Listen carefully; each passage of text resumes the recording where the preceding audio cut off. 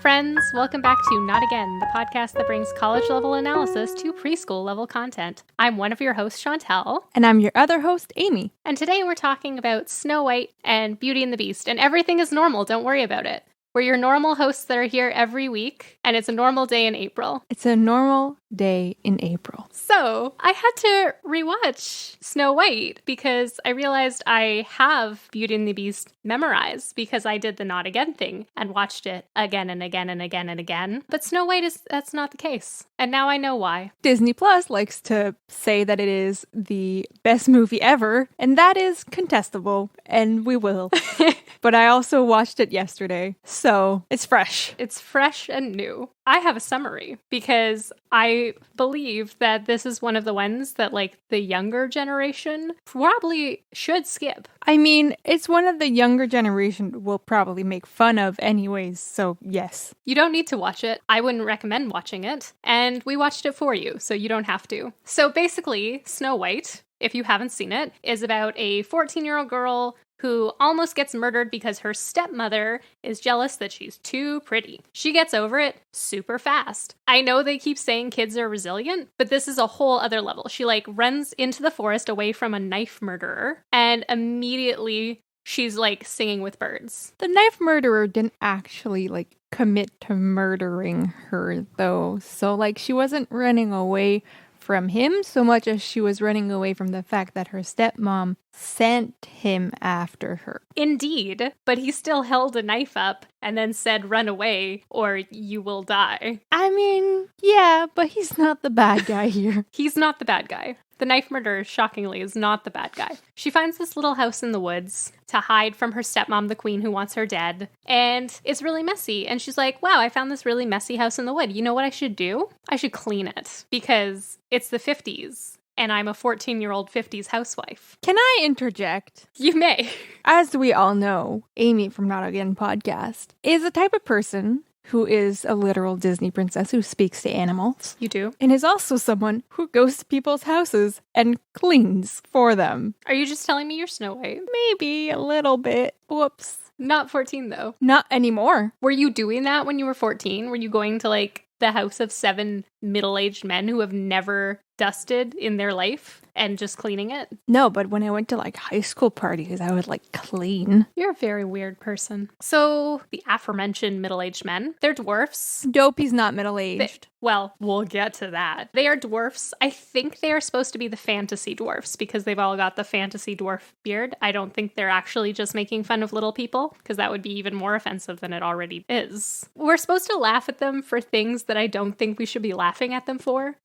Doc has a speech impediment and we're supposed to laugh at him for that. Dopey just straight up has a developmental disability and we're supposed to find that hilarious. And we don't abide by ableism here on Not Again podcast, our podcast that we have. Clearly. There's a lot of stuff that it's it's the 50s, so we're supposed to think this is hilarious. But Dopey's literally nonverbal and looks younger than everyone else. And they're oh, he doesn't talk because he never tried. And we're supposed to think it's funny. It's not cool. It's not cool and it's not funny. Although the fact that Snow White is very much like me is kind of funny. That's not the offensive part, so that's fine.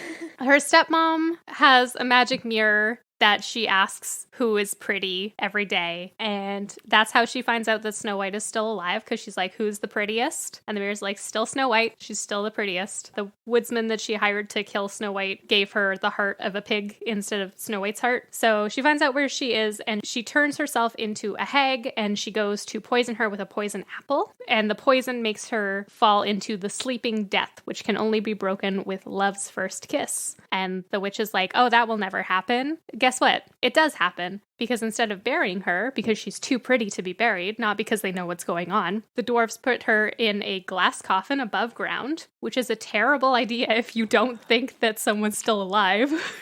And the worst part is the curse not only makes her not breathe, obviously, but it also makes her blood congeal. Ew, yeah, it does. You're right. I focused on that word too much yesterday. They did use the word congeal. That was a word that was used. Yuck. So a prince that saw her for 3 seconds at the beginning of the movie when she was I hope my love will come find me. And then he's hey, I found you. And she's run away. Mood. He comes back for some reason and he kisses her on the lips, even though he thinks she's a corpse corpse. Personally, my reaction when I see a corpse is not to kiss it on the lips. People grieve in different ways. I guess. And then she wakes up, wraps her arms around him, and rides off to his castle on his horse. And that's Snow White and the Seven Dwarfs. And nothing happens to the evil stepmother queen. Well, she does fall off a cliff, Yeah, that's not enough. but we don't see a body. We do not see a corpse. It's not Tarzan. It's not Clayton, who we very much see a body. So open to interpretation. And I will give you interpretation. And the interpretation. Oh, I will give you some. Next up, Beauty and the Beast. You should have seen it. If you haven't seen it, what are you doing? You should have seen Beauty and the Beast. It was delightful.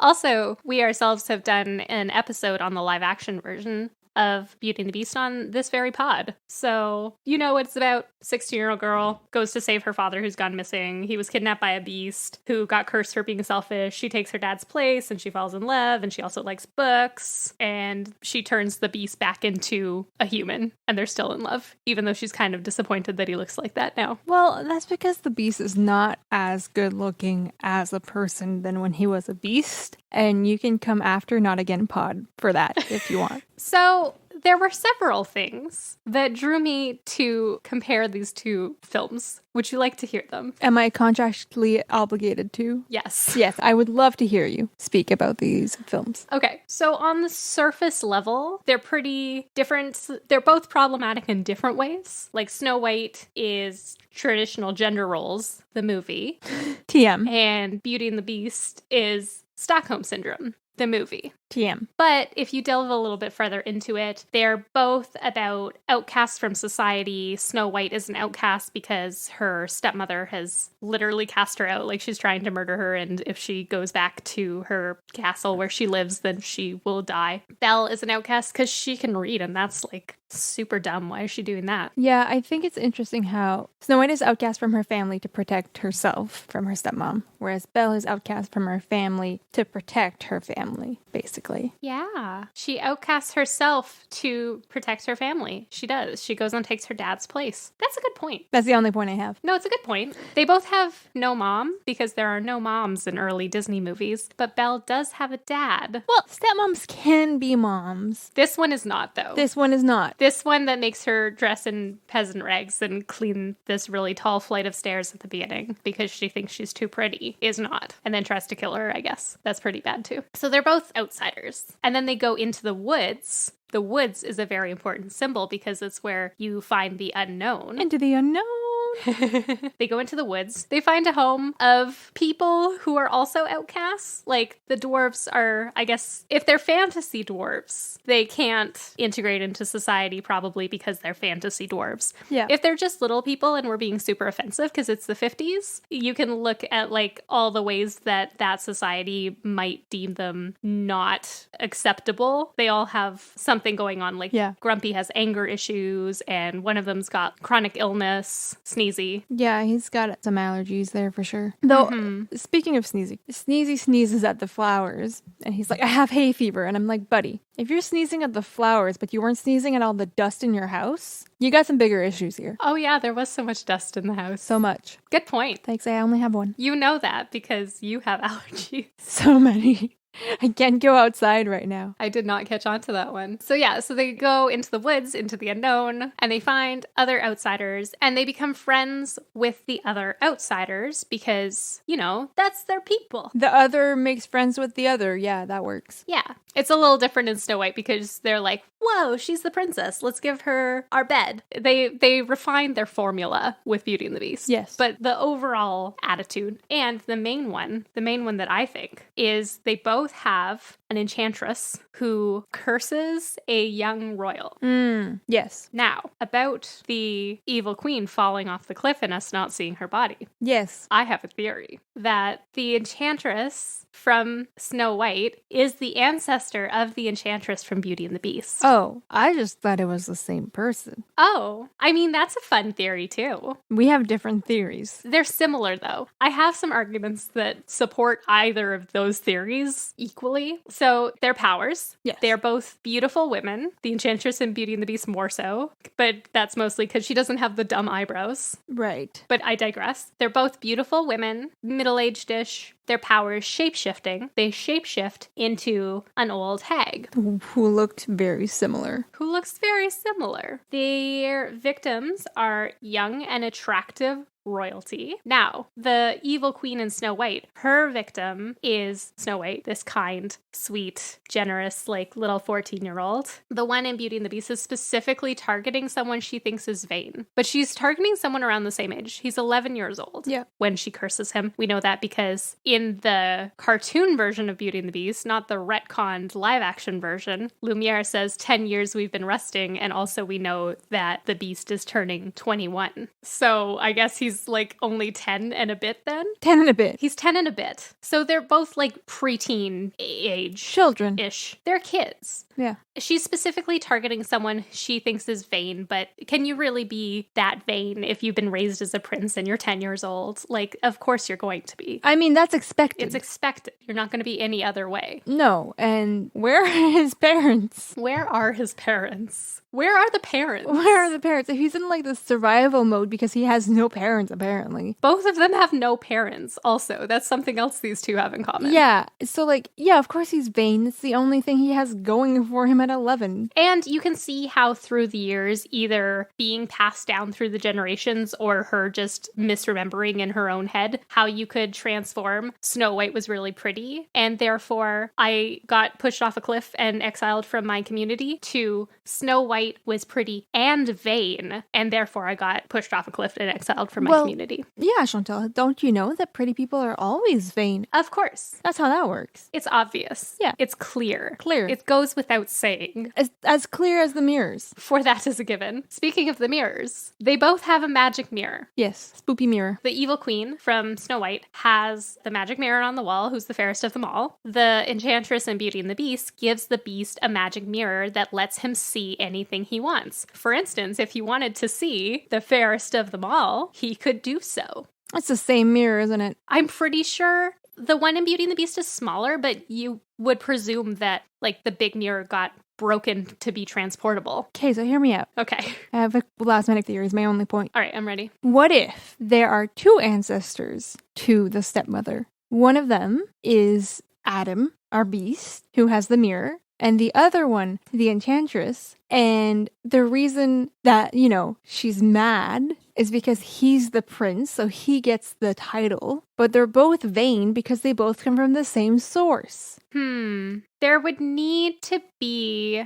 some intermarriage happening. I'm not ruling it out because there was intermarriage from royals of different countries, but Snow White is set in 1500s Germany based on their fashion history, and Beauty and the Beast is set in 1700s France. Yeah. Now, those two are really close to each other. Sometimes they're the same country. They could have been the Low Countries together. That was like the medieval name for all the countries in that area. Which is funny because in French, there is a country, the Netherlands, that are called Les Pays-Bas, the Low Countries. Yes. Anyways, yeah, no, we speak French on Not Again Pod now. Yes, we always speak French on Not Again podcast every week. That's a thing that we normally do. Yeah, I'm not ruling it out. It's my only point. I only have one. But it does kind of mess with my theory. Okay, let's cut it out then. No, that's fine because different people have different readings of stories. But my theory is that she didn't go back to being a royal after she fell off the cliff. She just like stopped and people found her out, and Snow White went and married the prince from the kingdom right next door. So she probably couldn't continue ruling. So she was like outcast and kind of a nomad, which is how she ended up in France as a poor beggar woman. There's a fanfic to be written here somewhere. Like if we tried, we could connect the dots. Like Adam is descendant from Snow White and became vain because she just kept being told that she was so pretty, and the glass coffin thing was really weird, and it just trickled down economy. I mean, yeah, we can do it. Donate to Not Again on our Patreon and we will write you a fanfic about this. Committing to things. Yeah. So that's my theory. Cool. Thoughts? I gave them as they went. I agree. I think the old lady is a similar lady. I think they have very similar attributes for sure. And I think the outcastness and the vainness and the mirror of it all really does juxtapose the two movies very well. I'm going to pull that for the title of this episode, The Mirror of It All. Cool. Yeah, no, I'm down. The Enchantress is like an archetype, like an archetypal character. Yeah, especially in Disney, I think. Yes. And so is the hag. But the Enchantress in like literature, film, like folklore, whatever, her deal is she's pretty, therefore she's dangerous. Yes. And also she has magic. And the evil queen does like actual witchcraft with a potion and like a cackle of newt or something. And the old hag archetype is also magical, and she's ugly, therefore she's dangerous. It's almost like women are just dangerous. It's almost like I found a lesson.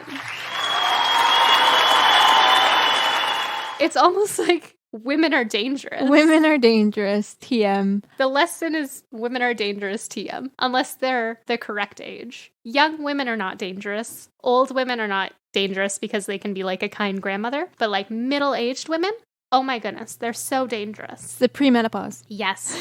It's a hazard. It's like after they've reached, I can't say that on this podcast. After they're mature and they're doing mature things, but before they're like baking sweets. In the age range where they would normally be having children, if they don't have children, they are evil. If they do have children, they are dead. Am I wrong, though? No. That was good. Thank you so much. So, you know how we have the dwarves and we've reduced them to personality characteristics, which are to be laughed at? So we've objectified them. Can we list the 7 dwarfs? You can. There are happy, sleepy, sneezy, which is not a personality trait, but they have made it so. Grumpy, dopey, Doc. I guess he's just smart, but he has a speech impediment that we're supposed to laugh at. And did I say sleepy? I don't know. Bashful. Bashful. I think Doc is there for us to laugh at people who have PhDs, but that's beside the point. So we've objectified the dwarves, right? And in Beauty and the Beast, we literally objectify the servants. Oh, yes. Huh? Yes. So we reduce them to being objects in the same way that we reduce the dwarves to being just a trait. And the servants in Beauty and the Beast, they are my favorite characters, obviously. Yes, of course. But they do very much have like really specific boiled down personality traits that we need to know to distinguish them from each other. Like Cogsworth's probably Doc. Lumiere is like if there was an opposite of bashful. Because Bashful's like shy around women. Lumiere's a player. Lumiere is a Frenchman. That's what he is. He is a Frenchman. Yeah. He has 2 girlfriends if you watch the sequels, because in the original he's dating the Feather Duster, and then in the Christmas episode he's dating Angelique the Christmas Angel.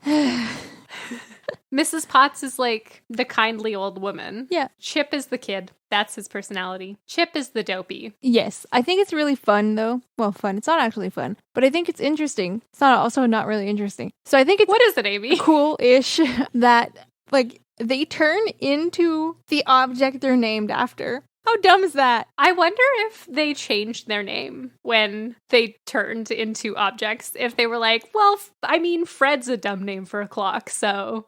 Well, they turn back and they're not like, oh, yo, it's Frederic. You know, like... He's still Lumiere. Is that Lumiere? Yeah. Is that Lumiere's reintroduction to Cogsworth as a human? Yeah. I think it's funny. You know, like Chip is named Chip. He's not named Chipsifer. Chipsifer. At least Chip is a real name. Lumiere is not a real name. No. As a francophone, no. In any language, it's not. It's not a name. Yeah, the reduction of the supporting characters is a thing. I do like that the evolution of it. Disney had some growth. Not a lot, but some. The evolution goes from, like, the Enchantress being the main villain to she's just kind of there. Yeah. In Beauty and the Beast, she's just there for like 2 seconds at the beginning, and then she's the catalyst, and that's it. She hecks off. And the actual villain's just this really hyper-masculine, misogynistic hunter dude. The real villain of the story is toxic masculinity. I found a lesson. Soft boys.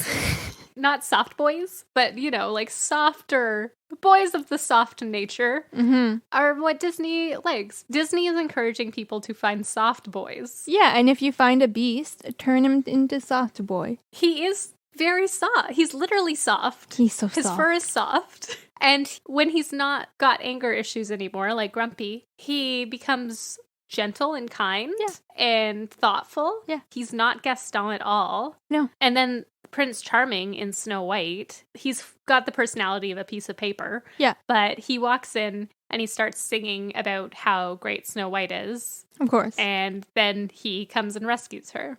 So it's not like he's out here doing big feats of heroism. I don't even think he has a sword. He has a hat. He has a hat. Yeah. He has a fancy man hat. Yeah. I have another point that I want to make. It's my last one. What's your other point? I only have one. Okay. I think we need to discuss how many eggs Gaston was eating He eats 5 dozen eggs a day. every morning. Yeah. To help him get large. Yeah. That's too many eggs. And other people can't buy eggs. They're like, eggs are too expensive. Yeah. He's inflating eggs.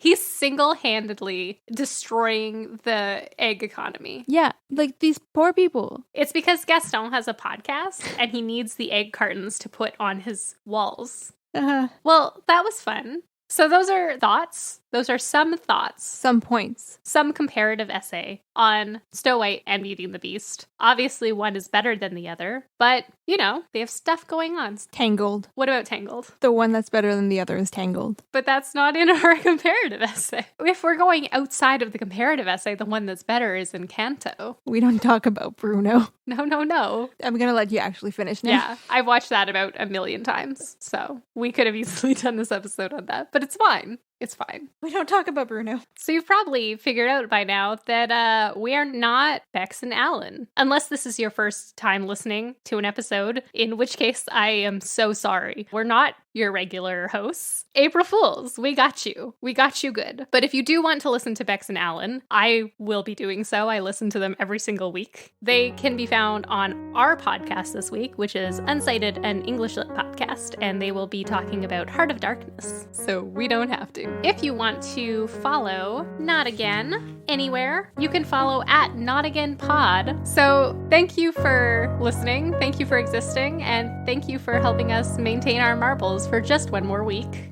I have been Chantel. And I have been Amy. Bye, friends. Bye.